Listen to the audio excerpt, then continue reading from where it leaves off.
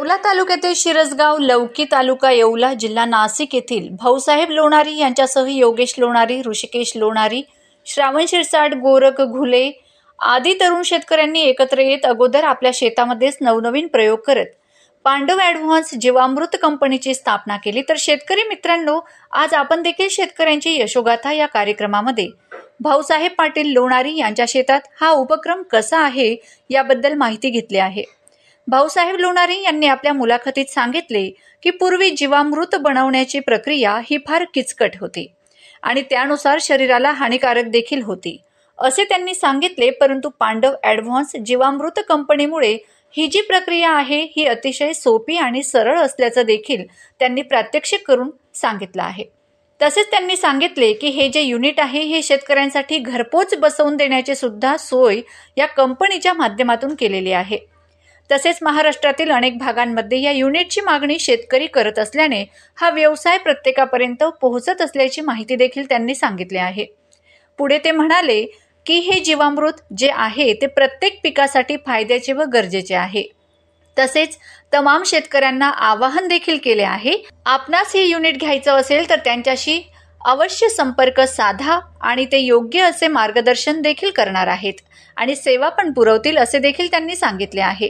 CNI Maharashtra news संपादक अमीन शेख। नमस्कार शेतकरी मित्र हो, आज आपण येवला तालुक्यातील शिरसगाव लौकी या गावामध्ये आलेलो आहोत आणि या ठिकाणी शेतकऱ्याची यशोगाथा या कार्यक्रमामध्ये आपल्याबरोबर भाऊसाहेब लोणारी हे शेतकरी आहेत। यांनी एक अनोखा प्रयोग केलेला आहे। नेहमी शेतकरी काय करतो, रासायनिक खते वापरतोय, अनेक अनाठाई खर्च करतोय, परंतु त्याला पाहिजे तसं उत्पन्न आणि पाहिजे तसे रिझल्ट त्याला मिळत नाही आणि शेवटी शेतकरी हवालदिल होतोय।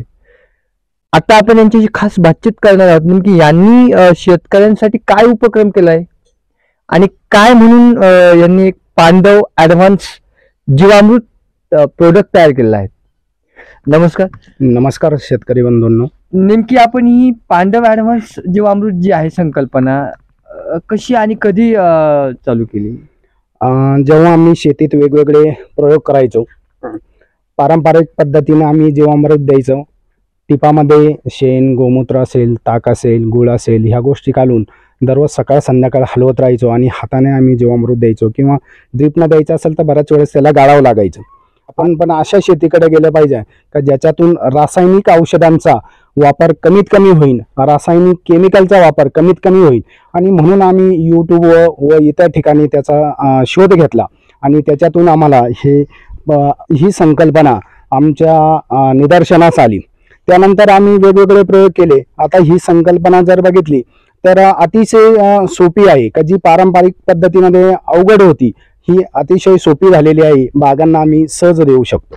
मग ह्या जीवामृत बनवण्यासाठी तुम्हाला काय रॉ मटेरियल काय लागतं किंवा प्राथमिक स्वरूपात लागणारी वस्तू कोणत्या आहेत, जसं कच्चा माल म्हणूया आपण थोड्या वेळ? बरोबर, याला जीवामृत बनवण्यासाठी 6 मुख्य घटक लागतात। देशी गाईचं शेण असेल, गोमूत्र असेल, गूळ असेल, तांदळाचं पीठ असेल, बॅक्टेरिया असेल आणि ताक असेल, ह्या 6 गोष्टी मुख्यतः लागतात। आणि इतर पण काही झाडांचा फळांचं आपण जे रॉ खराब झालेले फळं आहे तर ते फळं आपण त्याचे मिक्सरमध्ये ग्राइंड करून ते फळं पण आपण खराब झालेले त्याच्यात टाकू शकतो। हे जे जीवामृत आहे आपलं पांडव जीवामृत हे कोणत्या कोणत्या पिकांसाठी चालतं आणि काय याचे बेनिफिट काय शेतकऱ्यांसाठी? हे पांडव ॲडव्हान्स जीवामृत सर्व पिकांना चालतं।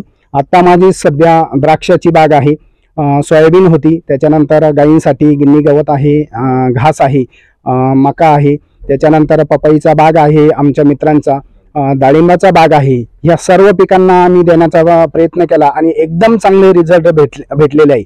आमच्या एका मित्राने कांद्याला 2 वर्षापासून तो सोडतोय तर त्याला कांद्याचं 220 क्विंटल पर्यंत उन्हाळ कांद्याचं ते पण ॲव्हरेज त्याला भेटलेलं आहे। म्हणजेच आपण सर्व पिकांना देऊ शकतो। आवळ्याचं झाड आहे आणि त्या आवळ्याला सुद्धा दिलेलं आहे। तुमच्या लक्षात येईल का आवळे भरपूर आवळे लागलेले, लिंबाचं झाड आहे, त्याच्यानंतर सीताफळ आहे। प्रत्येक पिकाला आम्ही देण्याचा प्रयत्न करतो आणि त्याचे रिझल्ट एकदम छान मला वाटतं। हे जे जीवामृत बनवण्याचं जे युनिट आहे हे शेतकऱ्याला पॉसिबल आहे का बसवण्यासाठी स्वतःची? नक्कीच सर्व शेतकऱ्यांना ते बनवणं बसवणं सोपं आहे। आपल्या शेतात जे रॉ मटेरियल निघतं किंवा आपल्याकडे गायी पण असतात त्या गायींचं शेण, गोमूत्र आपल्या घरच्या घरीच असतं, दूध असतं. या सगळ्यांचा जे 6 घटक मी सुरुवातीला सांगितले ते आपल्या घरच्या घरी अवेलेबल होतात आणि प्रत्येक शेतकरी, छोटा 2 एकरवाला शेतकरी असो का 20 एकर किंवा 100 एकरवाला, प्रत्येक शेतकरी हे युनिट आपल्या घरी निश्चित बसवू शकतो. आता तुम्ही महाराष्ट्रातल्या शेतकऱ्यांना युनिट देणार का, बसवून देणार का, कसं काय? अनेक शेतकऱ्यांची डिमांड आली, अनेक शेतकऱ्यांनी आपल्या शेतात येऊन पाहिलं. त्याच्यामुळं मग आम्हाला पण असं वाटलं का अरे आपण इतका छान प्रयोग आपल्या शेतीमध्ये केला, तर आपल्याच शेतकरी मित्रांना, महाराष्ट्र असेल तसेच भारतातल्या शेतकरी मित्रांना पण हे युनिट उपलब्ध झालं पाहिजे. म्हणून आम्ही 4-5 मित्र एकत्र आलो आणि आम्ही शेतकरी म्हणून ही युनिट त्याची मॅन्युफॅक्चरिंग पण चालू केलेली आहे. म्हणजे पांडवची खरी निर्मिती तुमच्यापासून झाली? हो, पांडव जीवामृत युनिटची खरी निर्मिती आमच्यापासून झाली आणि त्याचं कोणत्याही भारतातल्या शेतकऱ्यांना आम्ही त्याची होम डिलिव्हरी देऊ शकतो आणि त्याचा वापर चांगल्या पद्धतीने अनेक शेतकऱ्यांनी आतापर्यंत ते इन्स्टॉल पण केलेलं आहे. युनिट आपल्या शेतात बसवलेलं आहे. सोलापूर तालुक्यातले मानेगाव असेल, इकडं नगरमधलं कर्जत असेल, लातूरचे जे सहकारी विलासराव देशमुख सहकारी साखर कारखाने असतील किंवा आमच्या नाशिक जिल्ह्यामध्ये आणि काही परराज्यातून पण आंध्र असेल, राजस्थान असेल, अशा राज्यातून म्हणजे पण याची मागणी वाढली. थोडी थोडी तुमची चर्चा आता सुरू झालेली आहे. हो, पूर्ण भारतात युनिटचे डिमांड येते, युनिट मागितलं जात आहे आणि आम्ही ते ॲज अ शेतकरी म्हणून अतिशय माफक दरामध्ये ते उपलब्ध करून देण्याचा प्रयत्न करतोय.